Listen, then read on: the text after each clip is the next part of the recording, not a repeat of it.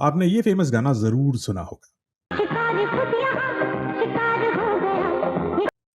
जी हाँ, शिकारी खुद शिकार बन गया। और यहाँ शिकारी था चाइना। चाइना एक बैड एक्टर है, हम सबको पता है। दुनिया में कोई भी शक्ति अगर भारत के खिलाफ खड़ी होती है तो चीन उसका समर्थन करने तन मन धन से जरूर पहुंच जाता है।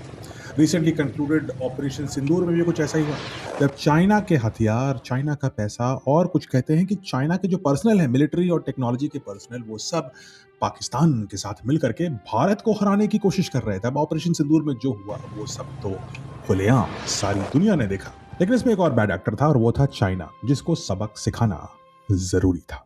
और चाइना को भारत सबक सिखा रहा है, ना सिर्फ अपनी सेना से बल्कि एक बड़े ही इंटरेस्टिंग इंस्टीट्यूशन से जिसको आप गैस नहीं कर सकते।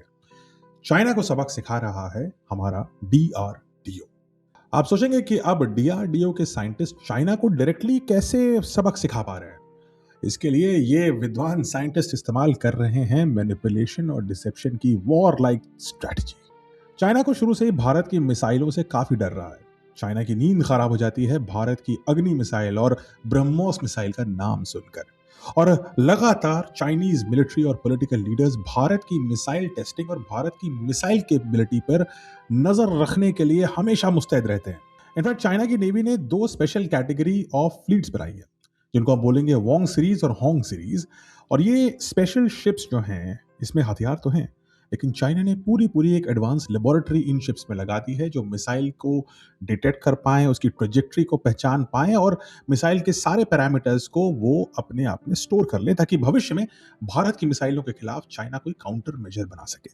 अब चाइना के इस मिसाइल के ऑब्सेशन को इस्तेमाल करते हुए डीआरडीओ ने एक डिसेप्शन स्ट्रैटेजी बना डाली और चाइना की मिलिट्री की मुस्तैदी को चाइना के ही खिलाफ इस्तेमाल करना शुरू कर दिया। अब इस स्ट्रैटेजिक स्टेप को समझने से पहले हमें एक चीज और समझनी पड़ेगी, वो ये है कि आप कोई भी मिसाइल जब टेस्ट करते हैं तो उसके पहले आपको जो इस एरिया में सिविलियन विमान उड़ रहे हैं या जो शिप्स जा रही हैं, जो सिविलियंस लिए हुए हैं, उन सबको अलर्ट करना होता है। इस अलर्ट वाले प्रोसेस को हम बोलते हैं नोटम, यानी कि नोटिस टू एयरमैन। यानी कि जितने भी पायलट्स हैं, जितनी भी एयरलाइंस हैं, उनको ये समझ में आ जाता है कि भाई इस एरिया में अभी फ्लाइट नहीं उड़ानी है, क्योंकि यहाँ पर इंडिया कोई मिसाइल टेस्ट करने वाली है। और इंडिया ही नहीं करता ये काम सभी देशों को करना अनिवार्य होता है। अब चाइनीज डिटेक्शन शिप्स को झांसा देने के लिए, ताकि वो हमारी मिसाइल्स का क्लोन न कर पाए, भारत और डीआरडीओ ने दो तरीके अपनाए। पहला तरीका था डिसेप्शन का। इस स्ट्रैटेजी में भारत एक नोटम जारी करता है, जो लगता है कि ये जो नोटम का एरिया है वो बहुत बड़ा है। मान लीजिए वो बोलेगा भारत की हम 3500 किलोमीटर से भी ज्यादा रेंज का नोटम डिक्लेयर कर रहे हैं, क्योंकि हमें कोई मिसाइल टेस्ट करनी है।